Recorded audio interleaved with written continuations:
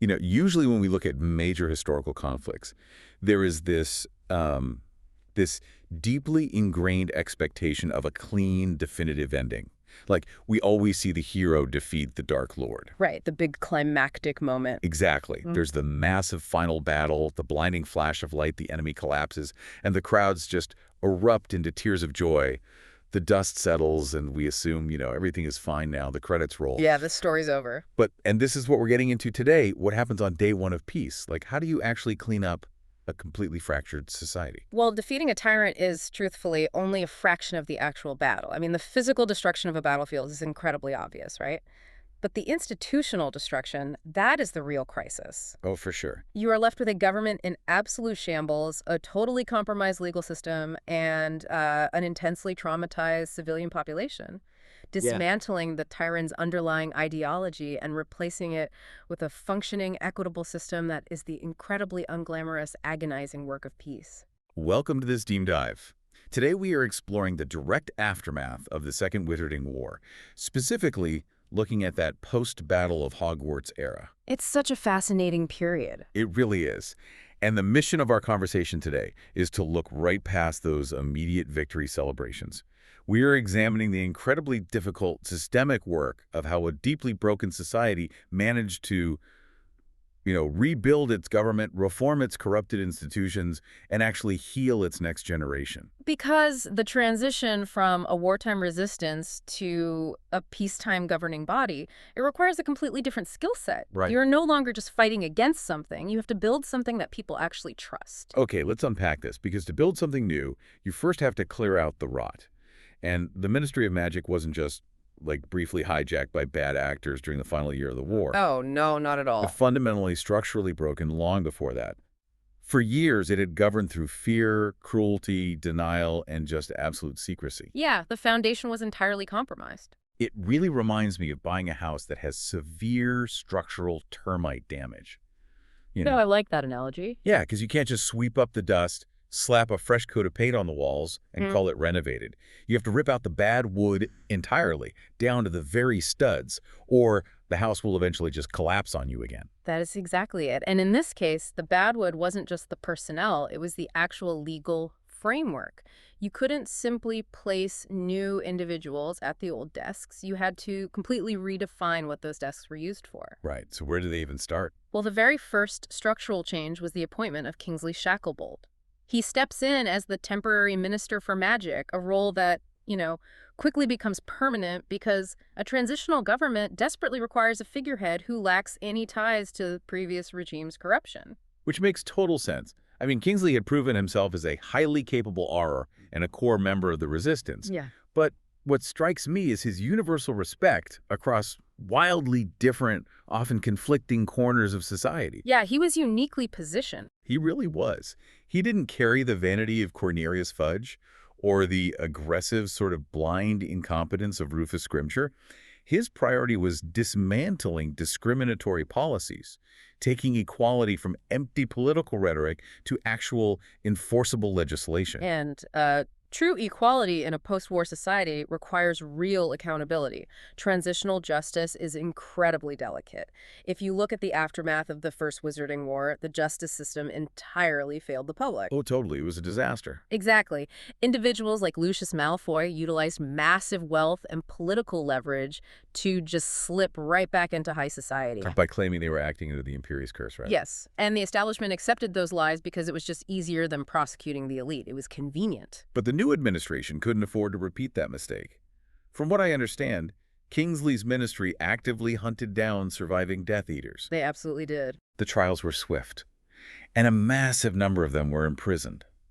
It seems like society finally grasped that if the individuals who financed and supported the Dark Lord faced no consequences, the pure-blood supremacy ideology would simply go dormant. It would retain its wealth and just survive for another generation. Right, because pushing an ideology out of the center of power is the only way to socially devalue it. Pure-blood supremacy, this really toxic notion that magical worth is tied strictly to ancestry, was thoroughly discredited. It lost all its social currency. Exactly. Being associated with the Death Eaters transitioned from a terrifying mark of elite power to a mark of profound, undeniable social shame. Prejudices don't just vanish overnight, but you can strip them of their institutional backing. Which brings us to the ultimate symbol of institutional evil, Dolores Umbridge. Oh, wow. Wow. The irony of her fate is just staggering to me. She used bureaucracy to commit atrocities. She hid behind decrees and titles and little polite coughs while actively persecuting Muggleborns. The quintessential banality of evil. Exactly. So she is eventually arrested, tried, and given a life sentence in Azkaban by the very legal system she abused. But the Azkaban she arrives at is fundamentally different than the one she used to threaten people with. It is. The transformation of Azkaban is perhaps the most significant philosophical shift of the new era.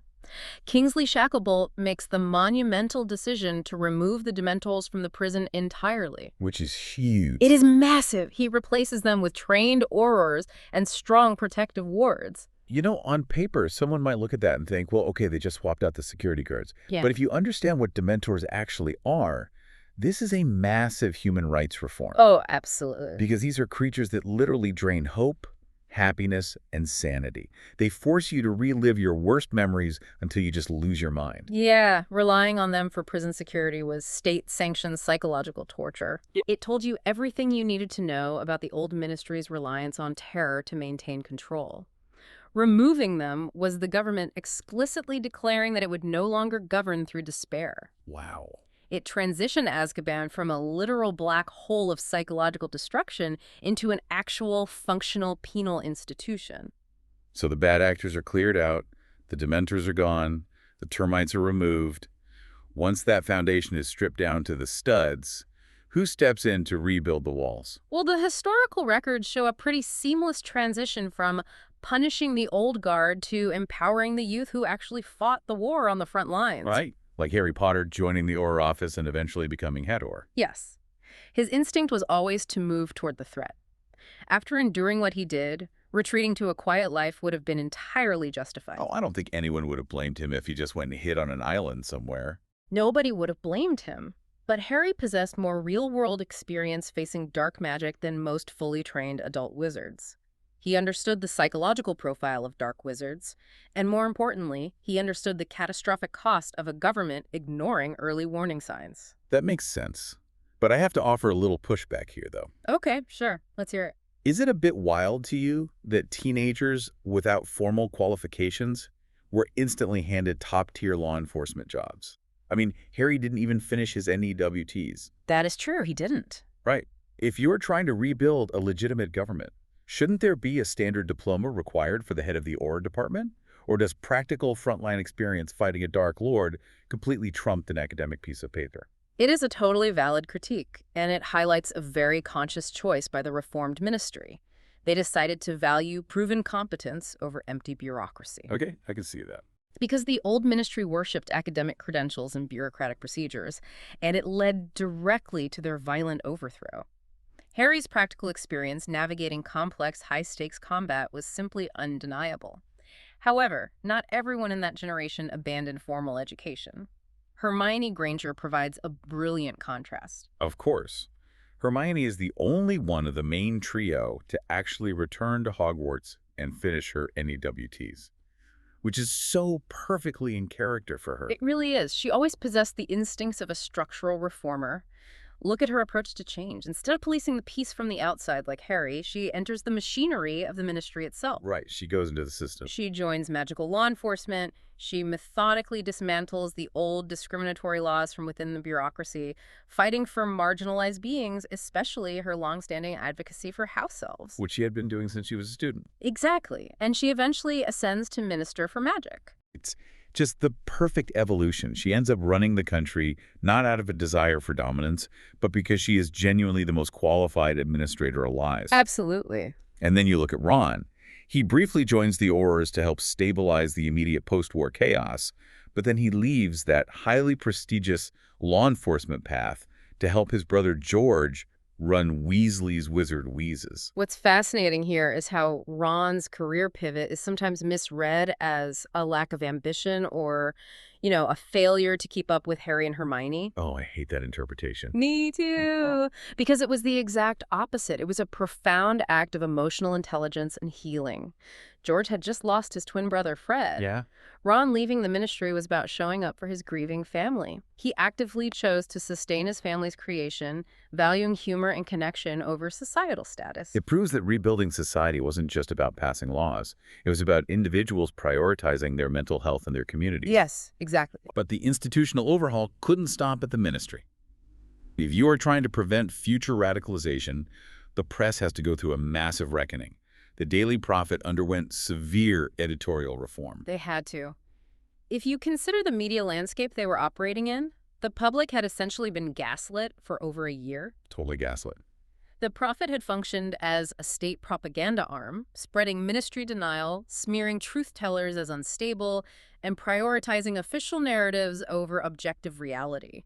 A healthy society requires trustworthy reporting. Right, because if the public cannot trust the press, fear spreads faster, and lies become incredibly easy to weaponize. Rebuilding the credibility of the Prophet was basically mandatory for national security. And the government's entire communication strategy had to evolve, especially concerning the Muggle world. Oh, yeah.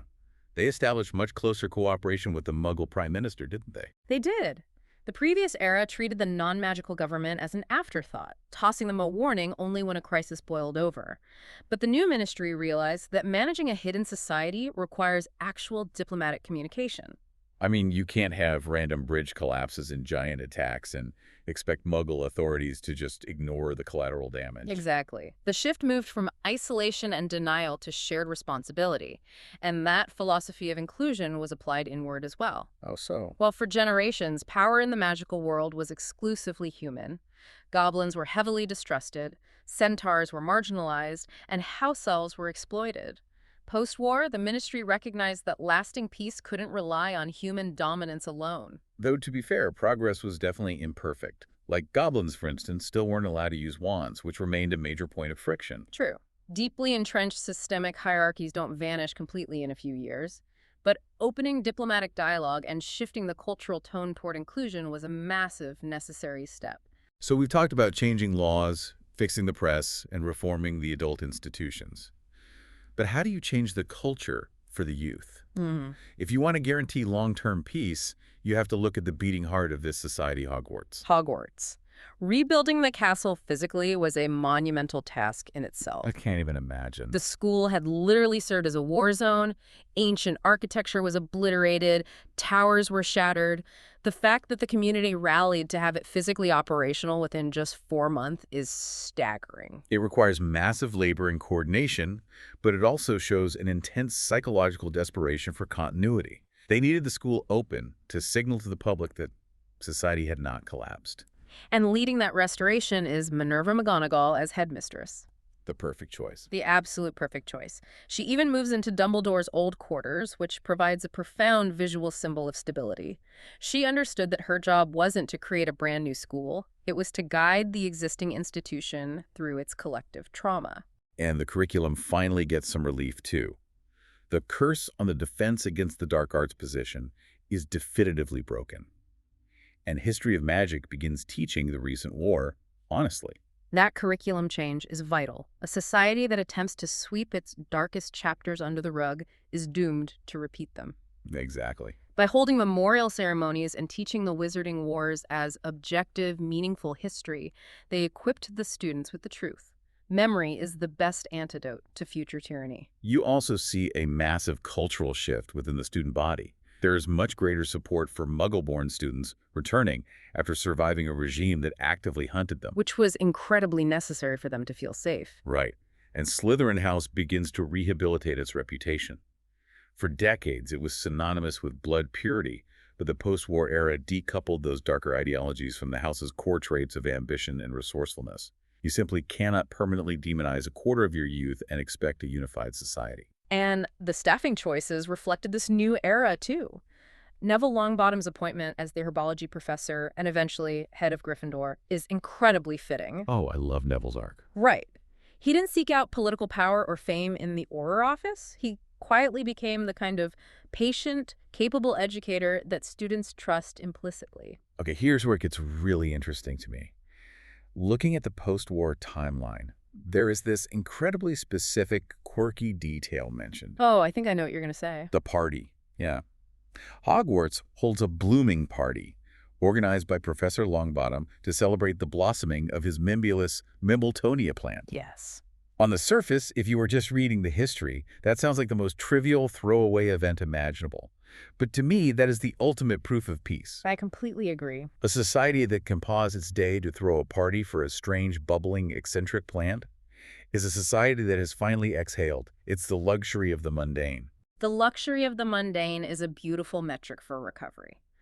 But if we connect this to the bigger picture, we have to acknowledge that the breath they took wasn't completely unburdened. No, of course not. The invisible scars of the conflict were everywhere.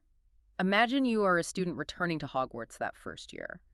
An enormous portion of the student body could suddenly see the Thestrals pulling the carriages. Wow. Yeah, it's a haunting visual. It really is. You have an entire generation of kids returning to the castle, trying to go to classes and take exams, but they have this stark, physical reminder of death waiting for them at the train station. Because before the war, only a handful of students possessed that ability. After the Battle of Hogwarts, trauma walked right back into the classrooms with them. It's a permanent marker that these children witnessed horrors no child should ever have to face. But what I love is that the narrative of this era refuses to stop at the trauma. It pushes forcefully into hope. You look at Teddy Lupin, he shares the exact same tragic starting line as Harry, and even Tom Riddle. He does. He is orphaned by the war, losing Remus and Tonks at the very end. But his trajectory completely shatters the cycle of the traumatized, isolated orphan. Completely shatters it. He doesn't grow up neglected in an institution or hidden away in a hostile home. He is raised, enveloped in absolute love by his grandmother, his godfather, and an entire sprawling community that refuses to let him fall through the cracks. He completes his schooling surrounded by friends. And that leads perfectly into the arrival of the next generation. Years later, we see James Sirius, Albus Severus, and Lily Luna boarding the train. A completely new era. Yeah, they are entering a school that is finally defined by education, not survival. They know the Dark Lord is a test question in history of magic, not a literal threat hiding in the Forbidden Forest. Exactly. When those kids walk through the doors of the Great Hall, they aren't carrying the fate of the wizarding world. They just get to be kids. The right for children to simply be students without the burden of fighting adult wars is ultimately what the previous generation sacrificed everything to secure. So what does this all mean? When you step back and look at this massive era of Reconstruction, the core takeaway is clear. True victory is never just the moment the enemy falls. No, that's just the beginning. The blinding flash of light is just the opening sequence. The real triumph was the exhausting, totally unglamorous but vital work that came after. It was tearing out the rotten studs of corrupt institutions, forcing the press to tell the truth, providing structural support for traumatized students, and deliberately making the world safe for the next generation. The true test of any society isn't just defeating a problem. It's what you choose to build in the space left behind. It requires a daily, relentless commitment to ensuring the rot doesn't creep back into the foundation. Which really makes you reflect on the challenges in your own life. How often do you celebrate the defeat of an obstacle, whether it's leaving a toxic workplace, overturning a bad policy, or getting through a personal crisis without sticking around for the necessary, messy work of rebuilding your own foundation? It's hard work. It is. You can't just kill the termites. You have to rebuild the walls. And you must remain constantly vigilant. The work of protecting that foundation never truly ends, because the nature of the threats will always evolve. The world does not stand still just because you won the last war. Exactly. Which brings us to one final lingering thought. Even with the Dark Lord defeated and the institutions reformed, maintaining a hidden magical society is more difficult today than ever before. Oh, without a doubt. There are records indicating the creation of a modern statute of secrecy task force. Because if you think about it, in 2021, there was a major breach where a Muggle journalist actually witnessed and exposed magical activity to the public. A very near miss. A huge near miss. Mm-hmm. So I'll give you this to chew on. Even in an era of unprecedented hard-won peace, how can a hidden magical world possibly survive the rise of smartphones, surveillance capitalism, and instant digital communication? That is the big question. Is the next existential threat to this society not dark magic at all, but, modern Muggle technology? Something to think about. Until next time, keep diving deep.